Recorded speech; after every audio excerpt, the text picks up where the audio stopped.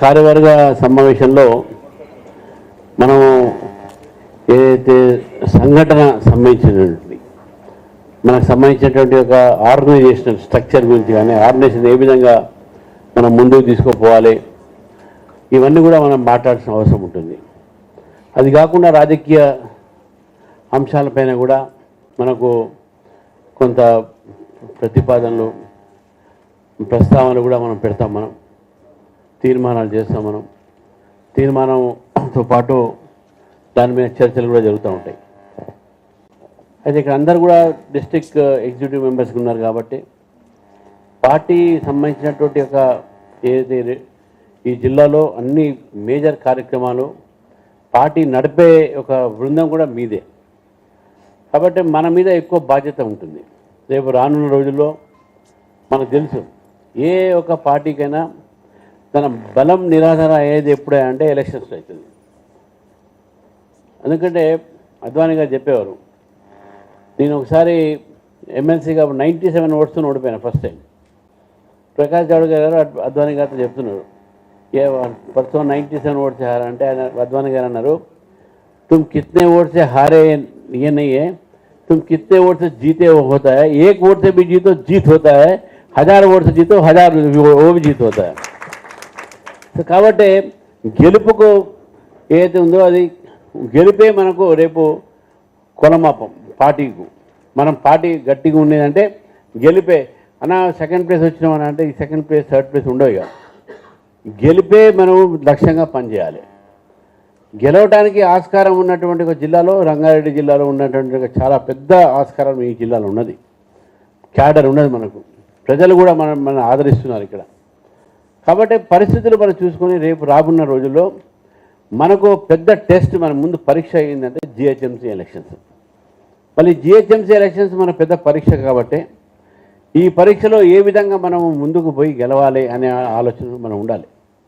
ఎందుకంటే ఈ రెండు భాగాల్లో కూడా అంటే షేర్లింగంపల్లి ఇటు ఎల్బీ నగర్ ఈ రెండు కూడా డిఫరెంట్ ఎంపీ అయినప్పుడు కూడా ఇది రెండు కూడా భారతీయ జనతా పార్టీ ఒక ప్రాతినిధ్యం వహిస్తున్నటువంటి ఒక పార్లమెంట్ క్షేత్రం అది. కాబట్టి ఇక్కడ ఎక్కువ సీట్లు మనం గెలవాల్సిన అవసరం ఉన్నది. పోయినసారి ఎల్బీ నగర్లో మొత్తానికి 100% మన రిజల్ట్. ఈసారి ఎల్బీ నగరే కాదు మొత్తం హైదరాబాద్లో 100% రిజల్ట్ రావాలి. మేయర్ మనం కైవసం చేసుకోవాలి, దిశలో మనం అందరూ కూడా పనిచేయాలి. మనం ఆ విషయంలో ఆ ఒక లక్ష్యం మనం తప్పొద్దు. మనం గెలవాలంటే మళ్ళీ దానికి అంటే ఆర్గనైజేషన్ కూడా స్ట్రెంత్ ఉండాలి. ఒకవైపు పబ్లిక్ మనతో ఉన్నప్పుడు కూడా మనం ఆర్గనైజేషన్ కూడా మన స్ట్రెంత్ ఉండాలి.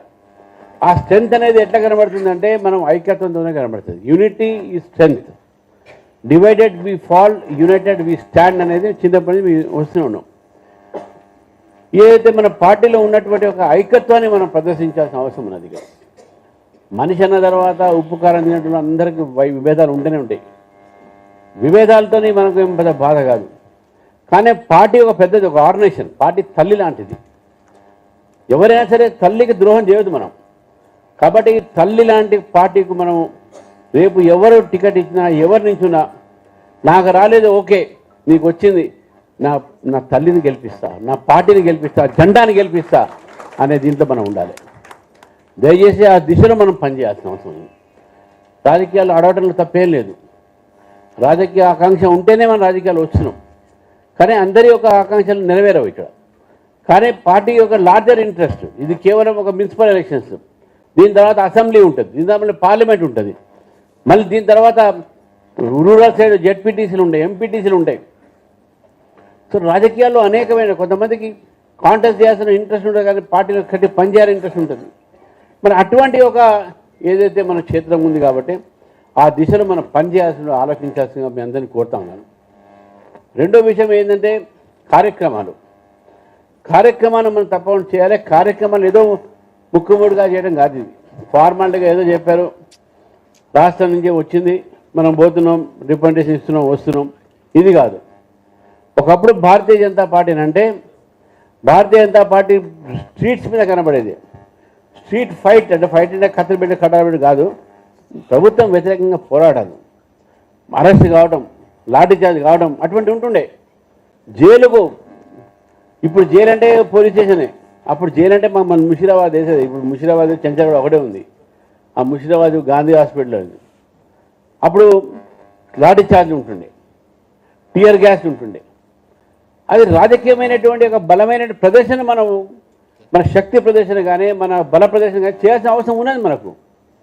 ఈ ప్రభుత్వం చేసిన తప్పులు కానీ, గత ప్రభుత్వం చేసిన తప్పులు కానీ, వాళ్ళ కరప్షన్ కానీ, ప్రజలని మర్చిపోయి కానీ అన్నీ కూడా ఇవన్నీ ఎన్నో ఇష్యూస్ ఉన్నాయి. మనకు లోకల్ ఇష్యూస్ ఉన్నాయి. ఆ లోకల్ ఇష్యూస్ని ఐడెంటిఫై చేయండి. మీరు ఐడెంటిఫై చేసి లోకల్గా మనం మండల్ లెవెల్ నుంచే దాని మీద పోరాడాలి. చిన్న తీసుకొని దాన్ని పెద్ద చేసి ఒక పెద్ద ఎత్తున మనం ఉద్యమాన్ని కూడా నిర్మాణం చేయాల్సిన అవసరం ఉన్నది. రాష్ట్ర పార్టీ దాని గురించి ఆలోచిస్తుంది. మీరు కూడా జిల్లా పార్టీ నుంచి ఇష్యూస్ మీద కోఆర్డినేషన్స్తోని మీరు కంపల్సరీగా కార్యక్రమం చేయండి. ఈ కార్యక్రమాలు చేసి ముందు పోతున్న అవసరం ఉంది. చివరికి ఒకటే మాట చెప్పి నేను ముగిస్తాను. ఈరోజు మనందరం ప్రజలందరూ కూడా మనని చూస్తూ ఉన్నారు. ఈరోజు రాష్ట్రంలో కాంగ్రెస్కు అవకాశం ఇచ్చారు, బీఆర్ఎస్కు అవకాశం ఇచ్చారు. ఇప్పుడు ఎవరికి అవకాశం ఇవ్వాలి అనేటువంటి ఆలోచన వచ్చినప్పుడు రెండు పార్టీలతో కూడా ప్రజలు విసిగించబడారు. కాబట్టి బీజేపీకి అవకాశం ఇద్దాము అనే ఆలోచన ఉన్నారు.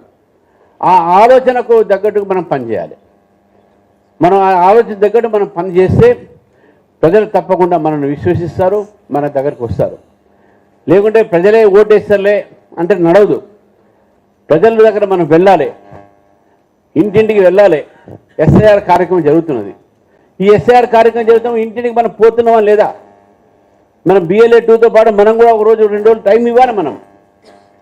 మనం టైం ఇచ్చి మన ఓటర్ లిస్ట్ మన ఓట్లు ఉన్నాయా, ఓట్లు నమోదు చేసుకుంటున్నామా లేవా మనం చూడాలి. ఒకటి ఇది చాలా అవసరం మనకు. అది మన బూత్లో ఎంతమంది ఉన్నారో, ఏ ఒక క్యాస్ట్ ఎక్కువ ఉన్నది, ఎవరు ఎక్కువ ఉన్నారు, ఎవరెవరు ఉన్నారో పరిచయం చేసుకోవాలి. వాట్సాప్ గ్రూపులు తయారు చేయాలి, ఫేస్బుక్లు చేయాలి. కానీ ఫేస్బుక్లు వాట్సాప్లో గుడ్ మార్నింగ్ గుడ్ ఈవినింగ్ కాకుండా మన లీడర్ల మీద కథనాలు తిట్లు ఇవి తప్ప ఇవి చేస్తే పార్టీ దృష్టికి వస్తే వితౌట్ నోటీస్ సస్పెండ్ చేస్తాం. ఎవరైనా క్రమశిక్షణ మీ ఉల్లంఘిస్తే నేను చెప్తా ఉన్నాను, ఇప్పటికే చాలామంది సస్పెండ్ చేసినాము. వితౌట్ నోటీస్ మోటో సస్పెండ్ చేసే పవర్ పార్టీకి ఉన్నది. కాబట్టి సోషల్ మీడియాని మిస్యూజ్ చేసి మన నాయకుల వ్యతిరేకంగానే, పార్టీకి వ్యతిరేకంగానే, సిద్ధాంతానికి వ్యతిరేకంగానే పోస్టులు పెడితే తప్పకుండా అన్ని సోషల్ మీడియా మీరు ట్రాక్ చేస్తూ ఉన్నాం, అన్ని ఫేస్బుక్ని మీ అకౌంట్ ట్రాక్ చేస్తూ ఉన్నాం, వాట్సాప్ ట్రాక్ చేస్తూ ఉన్నాం.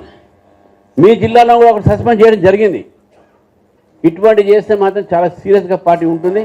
క్రమశిక్షణ లోపిస్తే మనం పార్టీ ఊరుకునేది ఉండదని చెప్పేసి కూడా మీకు తెలియజేస్తూ, మరి ఇప్పటికే చాలా ఆలస్యమైంది కాబట్టి మరి నెక్స్ట్ సెషన్ కూడా ఉండదని చెప్తున్నారు మన గౌతమ్ గారు. కాబట్టి ఈ యొక్క అవకాశం ఇచ్చినందుకు శ్రీనివాస్ రెడ్డి గారు నిన్న నాకు చెప్పాడు, నేను నాకు చాలా పనులు ఉన్నాయని చెప్తే లేదన్నా ఫస్ట్ మీరు రావాలి అంటే సరే అందరికీ కలిసినట్టు ఉంటుందని చెప్పేసి రావడం జరిగింది. మీ అందరికీ మరొకసారి ధన్యవాదాలు. భారత్ మాతా కీ జై.